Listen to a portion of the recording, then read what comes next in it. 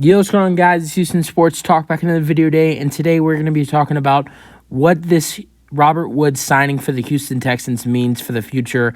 I'm gonna be going way more into this signing than I did in my original signing video. So let's get into it. Let's go. You know, when I originally made my first video for the Robert Woods signing, still a little in shock. I mean, not in shock. I mean, Robert Woods is not that big of a signing, but Robert Woods was a guy I didn't see the Texans really having that much interest in. And with, us still not being in free agency yet, I didn't think a move like that would happen for the Texans.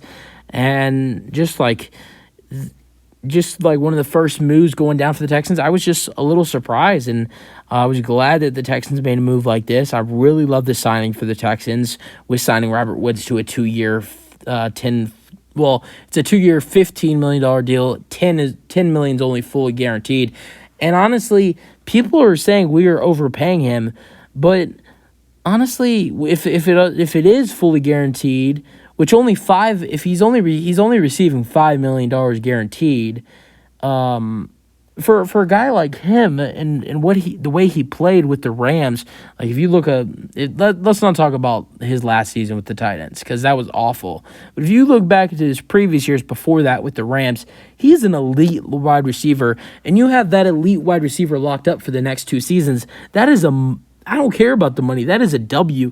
If Robert Woods plays like he did in Los Angeles, you got a stud. And I get he struggled with Tennessee, but you got to look at 2 things with Tennessee. He was coming off an ACL injury, and not only that, but he's playing in an offense where 70 to 75% of the offense is based off the run. All they do is give the ball to Derrick Henry in Tennessee. I'm sorry. I mean, this game right here, if you look at the picture on the screen where Robert Woods is playing against us in Houston, this game, I literally remember this game. It was in Houston, and of course it was in Houston because it's right there. But this game, the Titans only threw the ball like 2 or 3 times. I think it was 2 times. It was 2 times. The Titans only threw the ball 2 times in the second half. In the game, they only ended up like Malik Willis. This was Malik Willis's first start, but Malik ended up going like 6 for 11 with 105 passing yards. So many games where Malik was just like over 10 passing attempts. They were not a huge offense. I mean, they were like throwing the ball more when Tannehill was the quarterback. When Ryan Tannehill was the quarterback, they were throwing the ball more, but they were still going more to Derrick Henry. I think when Tannehill was the quarterback, they were about a 60 to 65%, or maybe you can go to 55, because Tannehill's a really decent throwing quarterback, especially with having Traylon Burks and Robert Woods. They were definitely throwing the ball a little more than they were when Malik Willis came into the table, but it fully changed when Malik came in, and you could see the difference with their team. I mean, it was a full difference. I still think if Tannehill would have played the whole season for the Titans, and I love their team down in Jacksonville. I really do. I love Trevor Lawrence. He's a talented player. They have a talented team. But I honestly think if Tannehill would have played the full season, I think the Titans would have won the division. I don't think they would have messed up as bad as they did. They lost to us. They lost to the Texans. I don't think if Tannehill's playing in that game, I don't think they lose to us. I'm sorry. I don't think they lose to us. I really don't. I think that I think if Tannehill would have played the full season, you don't see Malik Willis touch the field. You don't see Joshua Dobbs, who, yes, he played excellent in that Jacksonville game, but you don't see Joshua Dobbs. You never see Malik Willis touch the field for the Titans last year. I think they win the division. I don't think the Jaguars ever make the playoffs. I don't think the Jaguars ever make it to the divisional round. I think the Titans do, which is crazy. But yeah, like I said, when Tannehill was on the field, they were 65% running team, about, if not a little bit less. When Tannehill was off, once he got hurt, they were about a 75% running team. I mean, like I said, against the Texans and Houston, they threw the ball only 11 times in that game, which is crazy. Only had 6 completions. So to get 500 receiving yards in an offense like that, where it's based off of runs, 'cause it's not just like Derrick Henry, because they're giving it to their backups as well. They're a heavy run offense, and just to get 500, but to get 500 receiving yards in an offense like that, that's really nice, and especially if coming off of an ACL injury. And if I look at his past seasons with the Rams, he's a guy who like killing it. 2018, 2019, thousand yards receiving yards. 2020, he came near that. It was like it was 930, and then 2021 he tears his ACL with the Rams. Did he tear his ACL against us? I don't know. I think he might have tore his ACL against us. Because he got hurt in like week 10 or week 9. I think we played. If he didn't get hurt against us, he got hurt like the next game. I think there is a chance he got hurt against us. I don't know. He might have tore his ACL against us. Who knows? But I think, with coming into a new offense with the Texans, I think it's going to be different for him. I definitely think he'll get more receiving yards than he did in Tennessee last year.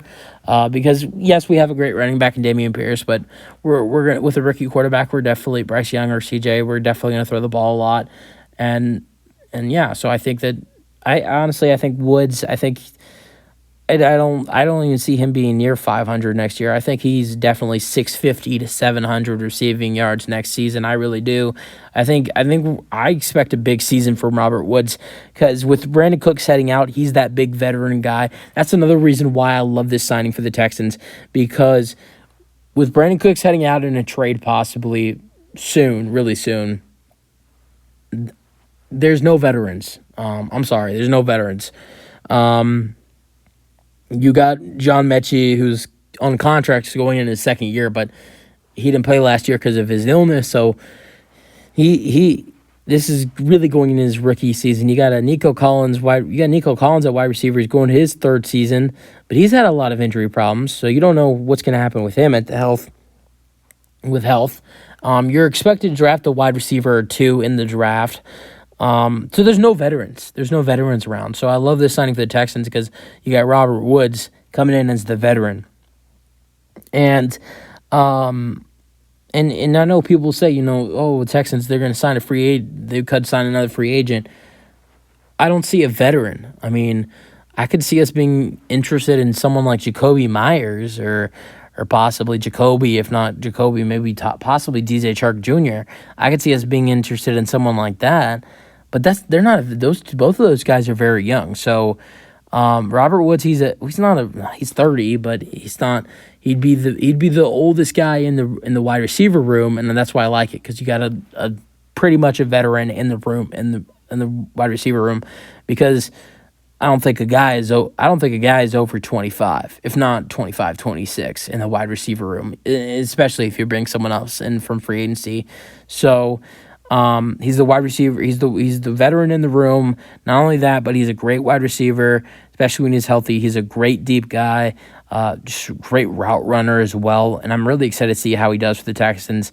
I think with a new quarterback throwing him the ball and less of a running team with the Texans. I mean, the Texans, they hand the ball off a lot to Dameon Pierce last year, but not as much as they do in Tennessee with Derrick Henry. I mean, he'll get at least 30 carries a game, if not more, and then you'll see the backup get at least 10 or 11. They at least hand the ball almost 50 times a game, if not 45. So, the Titans are a heavy run team, not throwing the ball a lot, especially once Tannehill got hurt. So it's going to be interesting to see how Robert Woods does for the Texans. I expect a big season for him, especially if he gets back in his old ways, the way he played in Los Angeles. The Texans have a very deadly wide receiver in their hands. And, people saying we overpaid him, the way he played in Los Angeles a couple years ago, if he was in free agency a couple years ago, he could have been receiving $15 million a year. That's how good he was playing in Tennessee. I mean, not in Tennessee, in Los Angeles. So in that case, you're getting someone who a couple years ago you'd be paying about a year or two ago you would have been paying about near $15 million a year. Now you're getting him for that contract over 2 years. So if he gets into his ways that he was in Tennessee, it's not like he's super old. He's 30 years old. I think he's a dangerous wide receiver for this Texans team if he gets in those ways. And I mean, yeah, he was a part of a huge run offense last season. So I expect a total change for Robert Woods next season. I'm so excited to watch it for the Houston Texans. Great signing for the Texans. I think they saw something there too, and I'm so excited about this. You guys let me know your thoughts. That's it for the video. Hope you guys enjoy them, your thoughts, and peace out. Go Texans.